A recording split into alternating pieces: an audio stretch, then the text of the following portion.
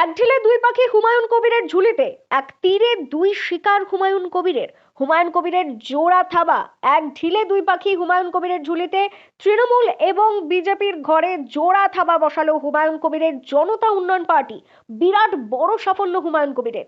BJP এবং তৃণমূলের ঘরে বিরাট বড় থাবা হুমায়ুনের।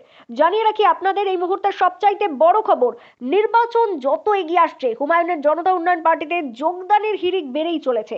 বিরাট বড় সাফল্য হুমায়ুনের। হ্যাঁ, একদম ঠিক শুনছেন, মালদহ জেলার বিজেপির মহিলা নেত্রী এবং তৃণমূলের যুবনেতা তহিদুর রহমান সহ প্রায় 300 জন হুমায়ুন কবিরের জনতা উন্নয়ন পার্টিতে যোগদান।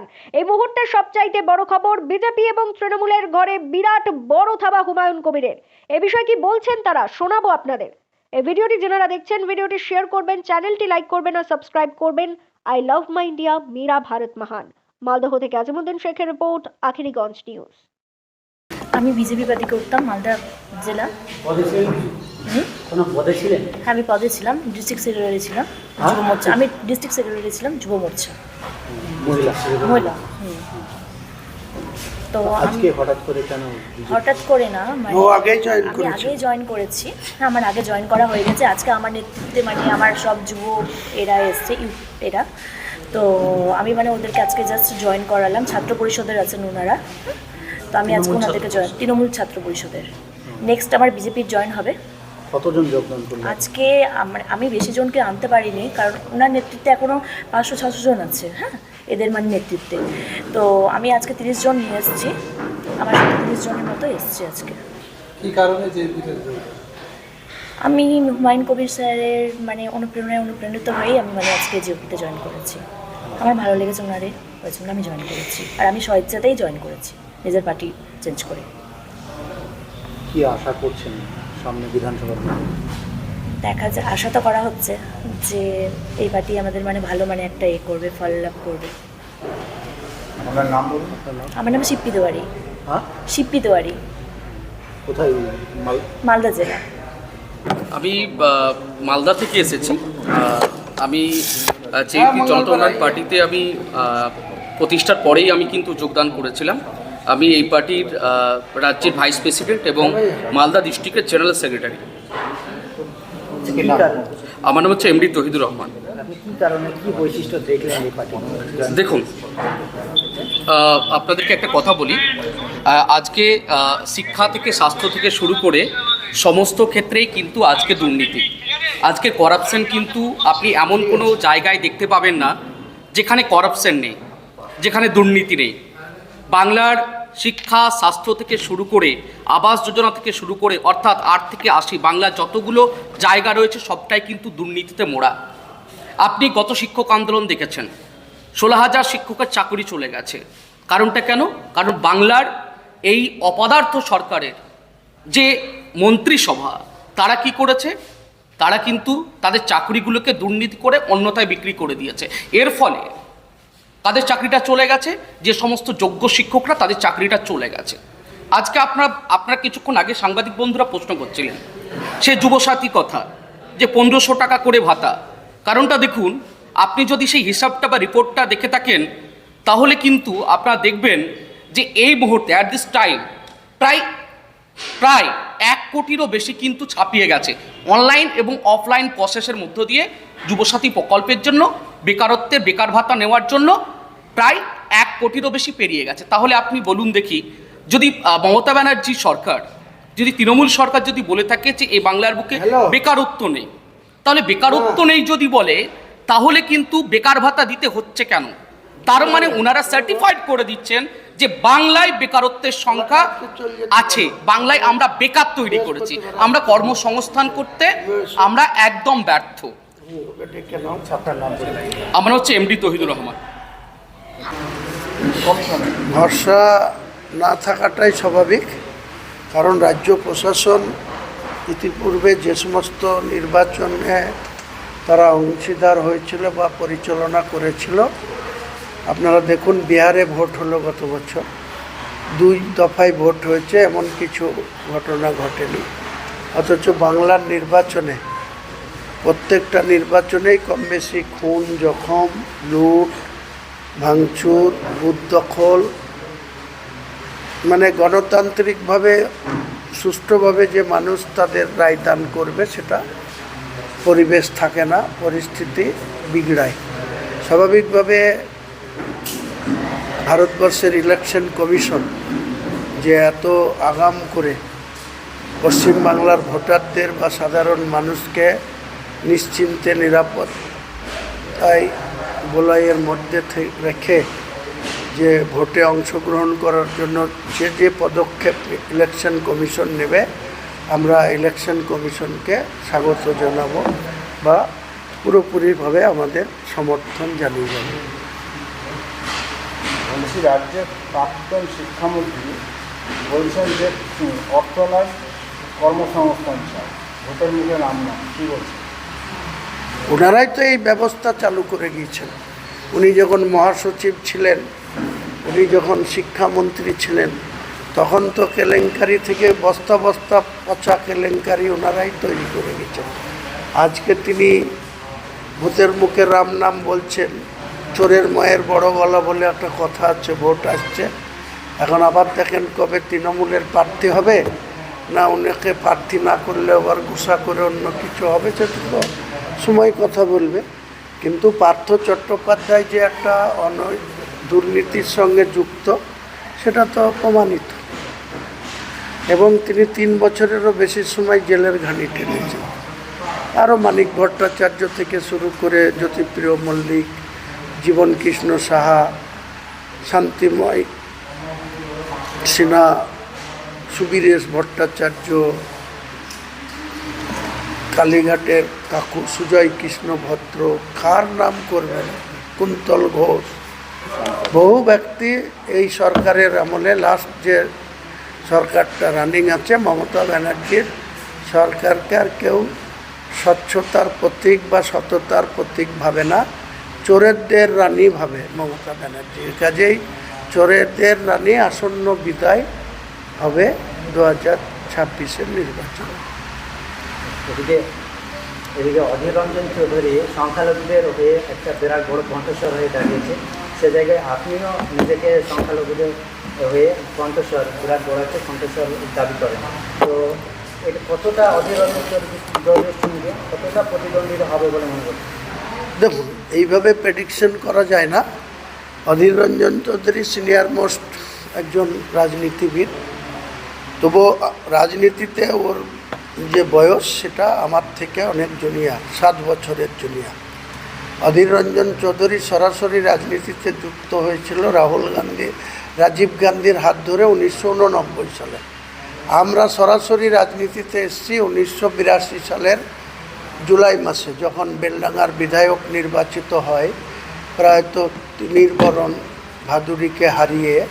প্রয়াত নুরুল ইসলাম চৌধুরী 1982 সালের বিধানসভা নির্বাচনে, তখন আমার 20 বছর বয়স, আমার দাদা প্রধান ছিল। আমরা সরাসরি 1982 সাল থেকে ইউথ কংগ্রেসের হাত ধরে, যুব কংগ্রেসের হাত ধরে কংগ্রেস করি। টানা 30 বছর সিপিএমের বিরুদ্ধে, লেফট ফ্রন্টের বিরুদ্ধে আমরা 27টা কেস খেয়েছি। কখনো টানা 81 দিন বহরমপুর সেন্ট্রাল জেলে জেল খেটেছি, কখনো 28 দিন জেল খেটেছি, কখনো 3 মাস মুর্শিদাবাদ ছাড়া হয়ে কলকাতায় বসবাস করেছি পুলিশের ভয়ে। তবু আমরা লেফট ফ্রন্টের শাসক দলের বিরুদ্ধে গর্জন করতে, অন্যায়ের প্রতিবাদ করতে পিছু পা হয়নি। একইভাবে আজকে অধীর রঞ্জন চৌধুরী 1989 সালের পর 91 সালে প্রথম নবগ্রাম বিধানসভায় ক্যান্ডিডেট হন। অনেক কিছু প্রতিকূলতার মধ্যে লড়াই দিয়ে তখন উনি 1600 ভোটে পরাজিত হন। পরবর্তীকালে সেই নবগ্রাম থেকে 96 সালে 20,000 ভোটে প্রথম বিধায়ক হন।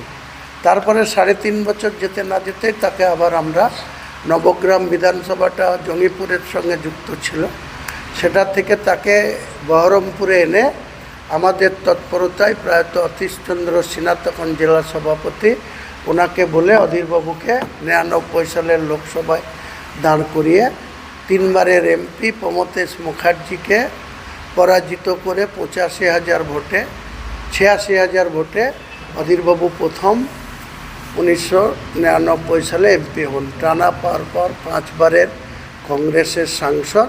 কিন্তু পলিটিক্যালি অনেকেই আপনারা আমার রাজনৈতিক গুরু বলে দেন, কিন্তু উনি আমার রাজনৈতিক গুরু না। আমার রাজনৈতিক গুরু ছিল প্রায়ত নুরুল ইসলাম চৌধুরী, বেলডাঙ্গার বিধায়ক, যিনি 1998 সালের 26শে আগস্ট পিজি হসপিটালে 10 নম্বর আইসিইউ বেডে 9 আগস্ট 1998 ভর্তি হয়েছিলেন।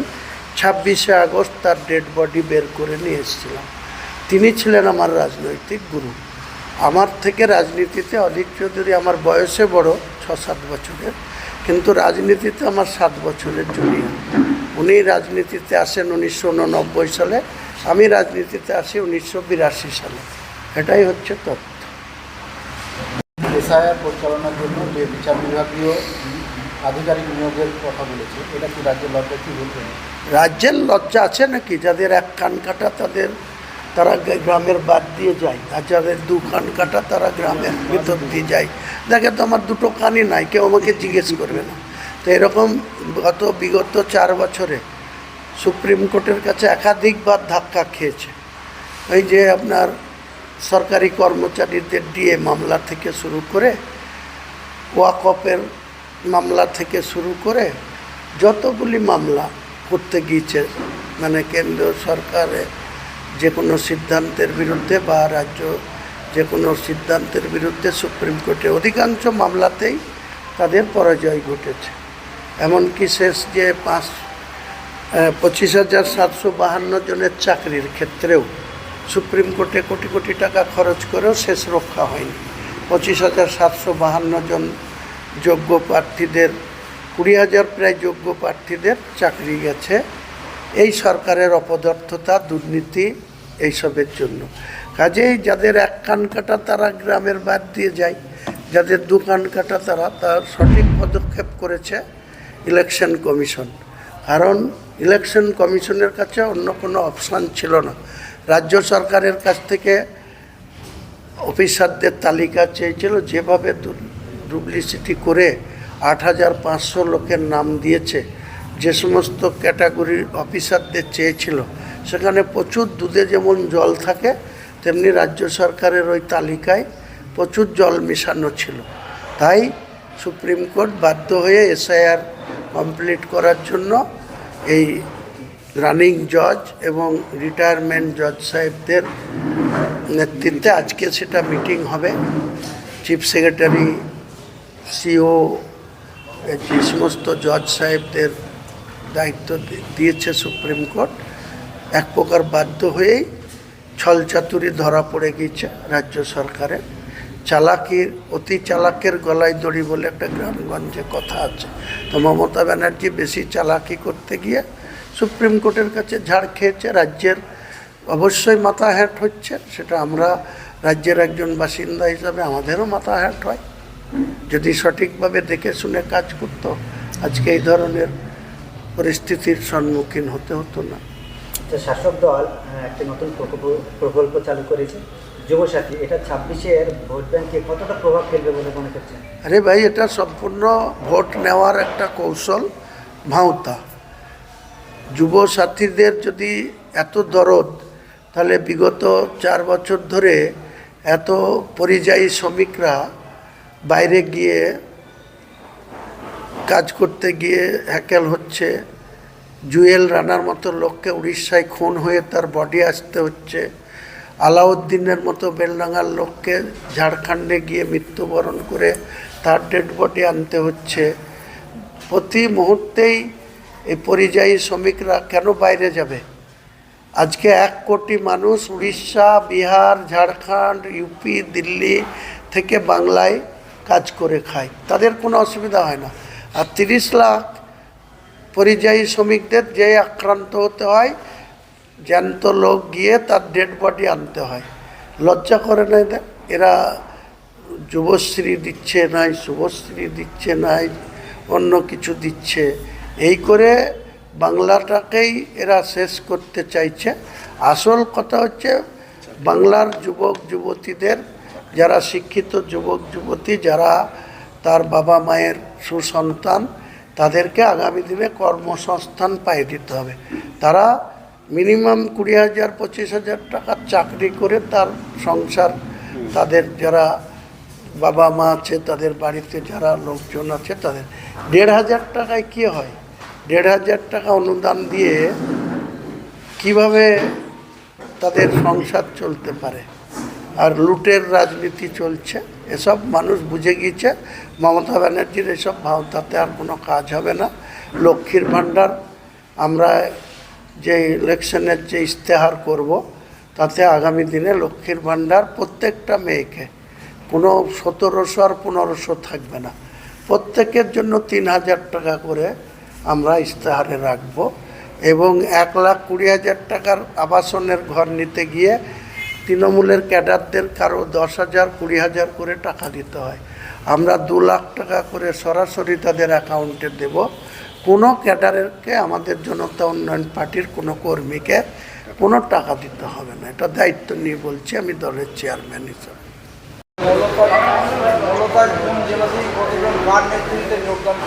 আমাদের মূলত মালদা ডিস্ট্রিক্টে আমাদের স্টেট কমিটির অন্যতম মহিলা নেত্রী তথা মালদা ডিস্ট্রিক্টের জেলার মহিলা সভানেত্রী মিসেস তেওয়ারি, তার নেতৃত্বে, এবং শহীদুল রহমান, ওদের নেতৃত্বে আজকে মালদা থেকে, সুজাপুর থেকে রানিং স্টুডেন্ট টিএমসি থেকে ছেড়ে, টিএমসি ছাত্র সংগঠন থেকে ছেড়ে আমাদের জনতা উন্নয়ন পার্টির নেতৃত্বে বা ছত্রছায়ায় আসলো। আমি আমাদের জেলার মহিলা নেত্রী, স্টেটের অন্যতম নেত্রী সহ শহীদুল রহমান সহ যারা আজকে জয়েন করলো, তাদের সকলকেই আমি স্বাগত জানাচ্ছি। পবিত্র রমজান মাসে ওরাও সবাই রোজা করে আছে, মুসলিম ছেলে, কাজেই এত দূর থেকে তারা আমার সঙ্গে কথা বলে এসছে। আমি তাদের এখানেই ইফতার করানোর পরে তাদেরকে আবার মালদা যেতে দেবো। কাজেই আমার ভালো লাগছে যে আমরা মুর্শিদাবাদে থাকলেও মালদা জেলা আমাদের কানেক্টিভিটি রেখেছে বা যোগাযোগ রেখেছে। একই সঙ্গে রাজ্যের বিভিন্ন জেলায় আজকে আমাদের একটা মিটিং চলছে, কারা কারা সহযোগী আমাদের দলে থাকবে জনতা উন্নয়নের সঙ্গে। কলকাতার পার্ক সার্কাসে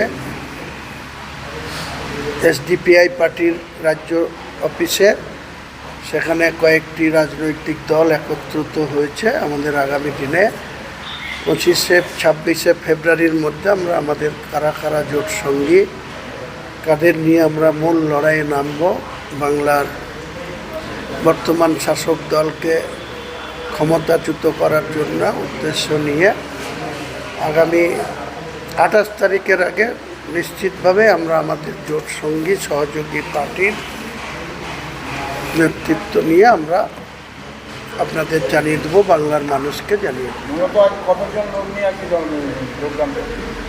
আজকে এসছে 30 জন ছেলে, এদের পিছনে বহু ছেলে আছে, বিভিন্ন কলেজের স্টুডেন্ট রয়েছে, নেতৃত্বে যারা আছে তারাই এসছে।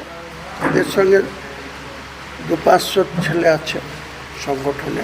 তারা আমাদের ছাত্র যুবতে আমাদের ব্যবহার করব মালদা জেলায়, যাতে গোটা জেলা জুড়ে আগামী দিনে আমাদের যুব সভাপতি নিয়োগ হয়ে আছে, মাদারের সভাপতি আছে। আমরা এর আগে এরপরে যে আমাদের যেটা অন্যান্য মহিলা সংগঠনের আছে, সেগুলো যাতে প্রসারিত হয় বা সংখ্যা বাড়ে, আমরা ধীরে ধীরে গোটা রাজ্যেই এই সংগঠনের শ্রীবৃদ্ধি করার উদ্দেশ্যে এগুলো করছি। আশা করি আমরা কামিয়াবি হব বা সাকসেস হব, এটাই বলা। এই ধরনের যোগাযোগ কি অন্য জেলার ছেলেমেয়েরা করছে? হ্যাঁ, সব জায়গায় তো করছে। বর্ধমানে কদিন আগে করেছে, মালদা করছে, আমাদের মুর্শিদাবাদে তো প্রতি জায়গা থেকেই আমাদের সংগঠন দিন দিন শ্রীবৃদ্ধি হচ্ছে।